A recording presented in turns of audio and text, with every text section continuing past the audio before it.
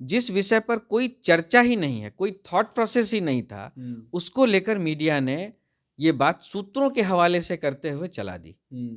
ये तो हो गई पहली बात, यानी इस जी। विषय पर कोई सच्चाई नहीं है। मीडिया आज दिन भर लगातार मुझे फ़ोन कर रही है जब से ये ट्वीट हुआ है, और तब मेरे से पूछ रही है कि इसमें क्या सच्चाई है, इसमें ऐसा क्यों है, ये क्यों है। मैं उन तमाम मीडिया चैनलों से ये सवाल आज पूछना चाहता हूँ, क्योंकि मुझे लगता है कि मीडिया की ये जिम्मेवारी थी कि सूत्रों से के हवाले से चलाई जाने वाली खबरों पर सबसे पहले पार्टी का अधिकृत पक्ष जान लेना चाहिए था।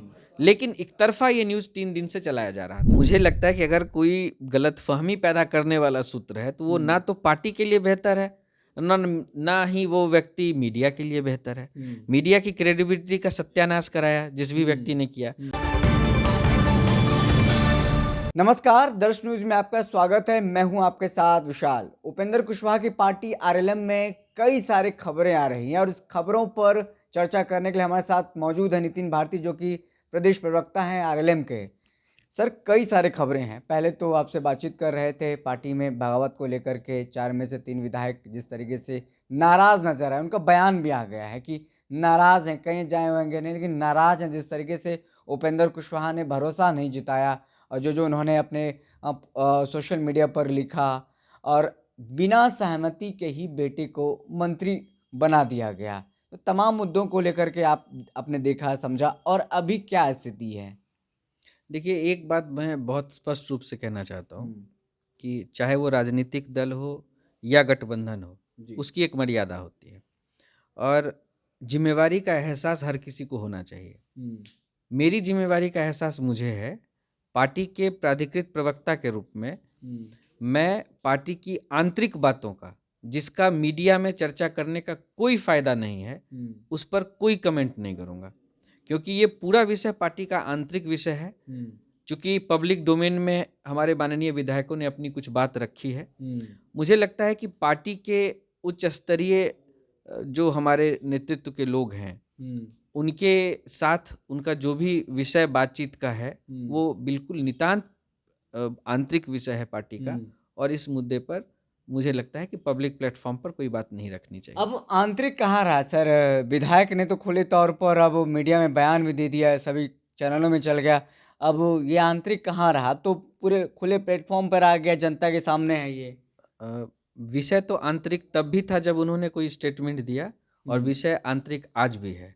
मुझे अपनी जिम्मेवारी का एहसास है, इसलिए मैं इस विषय पर कोई बात नहीं रखूंगा। एक और खबर है, उपेंद्र कुशवाहा अपने बेटे दीपक प्रकाश को सेट करने के बाद अब बहू साक्षी मिश्रा को एडजस्ट करना चाह रहे हैं। क्या इस खबर में है? क्योंकि नागरिक परिषद का जो एक उपाध्यक्ष वाला सीट खाली है माधव आनंद के विधायक बनने के बाद, तो उसमें उनको कहा जा रहा है कि एडजस्ट करेंगे, और इसको लेकर के भारतीय जनता पार्टी को बाकायदा सब कुछ भेज दिया गया है। क्या इस खबर में कितनी सच्चाई है, खंडन करेंगे आप? मुझे इस संबंध में 2 बात कहनी है। पहली, चूंकि आपका जो प्रश्न है उसका, और फिर दूसरी एक मैं अपनी बात रखूंगा। राष्ट्रीय अध्यक्ष से ऊपर तो कोई नहीं है इस पार्टी में, और हमारे राष्ट्रीय अध्यक्ष ने कल शाम में जो ट्वीट किया है वो अपने आप में सुस्पष्ट है। जिस विषय पर कोई चर्चा ही नहीं है, कोई थॉट प्रोसेस ही नहीं था, उसको लेकर मीडिया ने ये बात सूत्रों के हवाले से करते हुए चला दी। ये तो हो गई पहली बात, यानी इस विषय पर कोई सच्चाई नहीं है। आज हमारे नेता ने कल शाम में ही बहुत स्पष्ट रूप से अपने ट्वीट के माध्यम से ये कह दिया है राष्ट्रीय अध्यक्ष जी ने, तो ये विषय वहीं समाप्त हो जाता है। लेकिन जो विषय समाप्त नहीं होता है वो है मीडिया का। इस पूरे प्रसंग में मीडिया आज दिन भर लगातार मुझे फ़ोन कर रही है जब से ये ट्वीट हुआ है, और तब मेरे से पूछ रही है कि इसमें क्या सच्चाई है, इसमें ऐसा क्यों है, ये क्यों है। मैं उन तमाम मीडिया चैनलों से ये सवाल आज पूछना चाहता हूँ कि आपने सूत्रों के हवाले से खबर चलाने से पहले ये सवाल हमसे क्यों नहीं किया। मीडिया में पार्टी के प्राधिकृत प्रवक्ता के रूप में मैं खेद के साथ ये बात कहता हूँ कि किसी मीडिया चैनल ने मेरे से बात नहीं की। एक भी फोन इस प्रसंग में मेरे पास नहीं आया, क्योंकि मुझे लगता है कि मीडिया की ये जिम्मेवारी थी कि सूत्रों से के हवाले से चलाई जाने वाली खबरों पर सबसे पहले पार्टी का अधिकृत पक्ष जान लेना चाहिए था। लेकिन एक तरफा ये न्यूज़ 3 दिन से चलाया जा रहा था। ये मीडिया के तरफ से इसको लापरवाही कहूँ या क्या कहूँ, मुझे समझ में नहीं आता। लेकिन मैं विनम्र अनुरोध करता हूँ मीडिया के अपने साथियों से कि कहीं कोई दिक्कत नहीं, हम लोग 24/7 उपलब्ध हैं आपके लिए। आपको जब कोई विषय इस तरह का सामने आता है तो आप कम से कम पार्टी का अधिकृत पक्ष जान लीजिए, फिर चलाइए। हालांकि कोई हमें दिक्कत नहीं है। पिछले 1 महीने से जो कुछ भी हम लोगों ने झेला है वो इसलिए झेला है क्योंकि सूत्रों के हवाले से, खबरों से ही हम परेशान रहे। लेकिन हम सहज स्वीकार करते हैं, ये लोकतांत्रिक अधिकार है किसी भी जगह का, और मीडिया तो लोकतंत्र का चौथा स्तंभ कही जाती है। लेकिन उस स्तंभ की विश्वसनीयता भी उसी स्तंभ के हाथ में है। तो मैं विनम्रता से ये अनुरोध करूंगा कि कभी भी इस तरह की कोई खबर हो तो उसकी पुष्टि कर लेनी चाहिए, कम से कम अधिकृत लोगों से इसकी जानकारी ले लेनी चाहिए। बिल्कुल, आपकी जो मीडिया से शिकायत है वो तो आप जान ही रहे हैं, समझ ही रहे हैं क्या कुछ बातें हैं, लेकिन हम आपसे वही समझने की कोशिश कर रहे थे, जो खबरें चल रही है, जो मीडिया सूत्रों के हवाले से चल रहा है, तो उसमें कितनी सच्चाई है, क्या है। लेकिन कहा जाता है कि सर कहीं धुआं उठता यूं ही नहीं है, जब तक कुछ न कुछ आग जला होता है पहले से, तो कुछ न कुछ ऐसे धुआं नहीं उठता, कुछ तो अंदर में चल रहा है, किसी ने तो कुछ बताया होगा, सूत्र तो किसी ने यूं ही नहीं बना दिया। तो मुझे लगता है कि उस सूत्र का नाम बता देना चाहिए। मुझे लगता है कि अगर कोई गलतफहमी पैदा करने वाला सूत्र है तो वो ना तो पार्टी के लिए बेहतर है, ना ही वो व्यक्ति मीडिया के लिए बेहतर है। मीडिया की क्रेडिबिलिटी का सत्यानाश कराया जिस भी व्यक्ति ने किया, और मुझे नहीं लगता कि कोई पार्टी का व्यक्ति है। ये बाहर से भी खेल हो सकता है। ऐसे ही आप देख रहे हैं कि हमारी पार्टी पर लगातार प्रहार हो रहा है, कुछ ना कुछ कौन करा रहा है? क्योंकि सत्ता पक्ष में आप लोग हैं, पूरा इंटैक्ट है, एक साथ हैं, कौन करा सकता है? विपक्ष तो कराएगा नहीं, विपक्ष को क्या लेने देना, विपक्ष तो खुद कमजोर है। देखिए, यही जिम्मेवारी का विषय है। जैसे मीडिया ने बिना पुख्ता जानकारी के ये न्यूज चला दिया, मैं बिना पुख्ता जानकारी के किसी का नाम कैसे ले सकता हूँ? मैंने ये कहा कि कहीं ना कहीं किसी न किसी की तरफ से ऐसा हो रहा है, वो कोई भी हो सकता है ना। तो मैं अपना संदेह, किसी, मान लीजिए मेरा किसी के ऊपर संदेह है भी, अगर कोई प्रमाण नहीं है तो मेरी ये जिम्मेवारी बनती है कि मैं उसका नाम पब्लिकली नहीं लूं। ठीक उसी तरह से मीडिया को भी अपनी रिस्पॉन्सिबिलिटी निभानी चाहिए थी। बिल्कुल। एक और खबर है जिसको लेकर चर्चा करना बेहद जरूरी है। जब से दीपक प्रकाश मंत्री बने हैं उसके बाद से एक नाम की चर्चा तेजी से हो रही है, वो साक्षी मिश्रा कुशवाहा की है। कहा जा रहा है कि उसके बाद अब वो राजनीति में एक्टिव हो गई हैं, ससुर के बातों को फॉलो कर रही हैं और वो पार्टी कार्यक्रम में बैठ रही हैं, हेड कर रही हैं। राष्ट्रीय अध्यक्ष की कुर्सी पर वो बैठ करके वो पार्टी कार्यकर्ताओं से मुलाकात करती हैं, बात करते हैं। इस खबर में कितनी सच्चाई है? क्योंकि कई जगहों पर हमने खबर देखा तो सोचा कि एक बार बात किया जाए और इस मसले पर स्पष्ट तौर पर क्लियर होना जरूरी है। देखिए, ऐसा है कि बिहार की राजनीति में आदरणीय उपेंद्र कुशवाहा जी की जो उनका जो स्तर है, उस स्तर तक पहुंचने के लिए आदमी 2 तरह से प्रयास कर सकता है। या तो उसी संघर्ष के दौर से गुजर कर वहां तक पहुंचे, या फिर उनके नाम को बदनाम करने के तरीके अपनाए। तो मैंने ये देखा है कि लगातार ऐसा प्रयास करने वाले कुछ नेता हैं जिनको लगता है कि आदरणीय उपेंद्र कुशवाहा जी के विषय में ऐसी चर्चा करके या उनके परिवार से जुड़े विषयों पर ऐसी चर्चा करके उनके स्तर को कम कर सकते हैं। लेकिन 40 साल का जो सार्वजनिक जीवन है, साफ सुथरी छवि है और जनता के प्रति जो समर्पण है, और इस उम्र में भी आज लगातार जिस तरह से छुट्टी का दिन हो या कभी भी जब भी समय मिल रहा हो, जनता की एक आवाज पर एक पैर पर खड़े होने वाला यदि कोई नेता इस प्रदेश में जो चंद नेताओं में से किसी की गिनती होती है तो उसका नाम आदरणीय उपेंद्र कुशवाहा है। तो ऐसी परिस्थिति में उनके विषय में, उनके परिवार के विषय में इस तरह की स्तरहीन बात मानसिक रूप से दिवालिया हो गए लोग ही कर सकते हैं।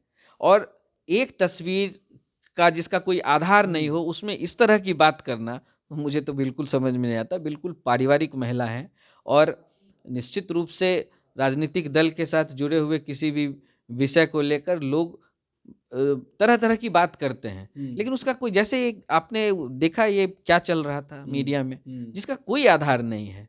इसलिए मैं कहता हूं कि इस तरह की कोई बात नहीं है। आदरणीय उपेंद्र कुशवाहा जी के नेतृत्व में पूरी पार्टी मजबूती के साथ आगे बढ़ रही है, और नए नेतृत्व को जो जिस तरह से अभी स्वीकारोक्ति मिल रही है, मैं साथ में था, मेरा सौभाग्य है कि आदरणीय दीपक प्रकाश जी जिस तरीके से युवाओं से जुड़कर बात कर रहे हैं और लोगों का हुजूम, अभी भी आप इस कार्यालय में हैं, आवासीय कार्यालय में आए हुए हैं, अभी लगातार लोग उनसे मिल रहे हैं, मिलने का समय निर्धारित है, लोग लगातार आ रहे हैं। और आपको जानकर आश्चर्य होगा, केवल प्रदेश के नहीं, देश के विभिन्न राज्यों से लोग मिलने के लिए आ रहे हैं। तो कुछ ना कुछ वो तेज, वो प्रकाश उन्होंने देखा होगा, और इन्होंने जिस तरीके से पिछले कुछ दिनों में विभाग के काम का दायित्व निभाया है, मुझे लगता है कि इस तरह के नेतृत्व को निश्चित रूप से समाज का समर्थन मिलेगा। उपेंद्र कुशवाहा के राज्यसभा जाने को लेकर के भी चर्चा है, कहा जा रहा है कि नहीं जाएंगे, कहा जा रहा है कहीं जाएंगे। क्या लग रहा है कि भाजपा ने फिर से भरोसा दिया है कि जो टर्म खत्म होने वाला अगले टर्म में फिर से उनको फुल टर्म के लिए राज्यसभा भेजेगी? गठबंधन धर्म से चलता है, और जो आपत्ति मैंने पहले कही कि आंतरिक विषयों को पब्लिक डोमेन में लाकर बात नहीं करनी चाहिए, वही बात मैं यहाँ भी कहूँगा। गठबंधन है, गठबंधन एक धर्म से चलता है, उसमें 5 दल हैं, 5 दल के साथ आपसी समन्वय है, और उसी समन्वय का ये परिणाम है कि हम 202 सीट जीते हैं। ऐसी कोई बात पब्लिक डोमेन में करने से, चाहे वो कोई भी हो, करता है तो गठबंधन के अंदर की जो समन्वय का भाव है उसको नुकसान पहुंचेगा, और इसका कहीं से भी कोई सुखद परिणाम नहीं निकलेगा। इसलिए इस पूरे विषय पर गठबंधन के उचित प्लेटफॉर्म पर चर्चा होगी, और अभी तो बहुत समय है भाई, अभी अप्रैल के बाद का मामला है। जब इस विषय पर चर्चा होगी, भरोसा फिर भी दिया होगा कि नहीं आपको भेजेंगे, फिर से भेजा जाएगा। मैं वही कह रहा हूँ कि इस विषय पर जो कुछ भी बातचीत हुई होगी हमारे शीर्ष नेतृत्व और गठबंधन के लोगों में, ये उनके बीच की बात है। और अगर मेरे पास, एक तो मेरे पास जानकारी नहीं है, दूसरी अगर जानकारी होगी भी तो यह गठबंधन धर्म के अनुकूल नहीं है कि मैं इसकी चर्चा पब्लिक। क्योंकि आपके गठबंधन के ही एक नेता हैं जीतन राम मांझी, वो लगातार इसको लेकर के बयान देते नजर आ रहे हैं। उपेंद्र कुशवाहा को बयान दिया है कि अपनी पत्नी को विधायक बना दिया, बेटे को भी मंत्री बना दिया। कोई मतलब ऐसा उनका कहना था कि राज्यसभा की कोई जरूरत नहीं है। देखिए, ऐसा है कि वो चाहते हैं, आदरणीय जीतन राम मांझी साहब इस प्रदेश के पूर्व मुख्यमंत्री हैं, बहुत ही वरिष्ठ नेता है। मेरे जैसा सामान्य कार्यकर्ता उनके किसी विषय पर कमेंट करे, ये शोभा की बात नहीं है। लेकिन मैं ये जरूर कहूँगा, एक जो स्टैंडिंग फॉर्मूला होता है गठबंधन का, वो यही होता है कि कुछ एक विषय है जिस पर आंतरिक रूप से चर्चा होनी चाहिए, बाहर विमर्श नहीं। दूसरे नेताओं को दूसरे गठबंधन या फिर अपने गठबंधन को लेकर के बोलने से थोड़ा बचना चाहिए कि जिस तरह से मांझी जी कह रहे हैं कि उनको राज्यसभा चाहिए, उनके साथ वो समझौता किया गया था पहले ही। मुझे लगता है कि हमारे राष्ट्रीय अध्यक्ष जी ने, जो उनके समकक्ष के नेता हैं, उन्होंने अपनी बात कही है, और मैं उस स्तर पर नहीं हूं कि मैं कुछ सलाह अपने बुजुर्ग नेता को दे सकूं।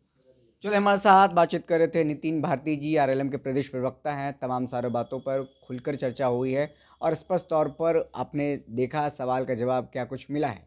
फिलहाल इस खबर में इतना ही, हमें दीजिए इजाज़त, फिर मिलते किसी बड़ी खबर के साथ। तब तक के लिए बहुत बहुत शुक्रिया।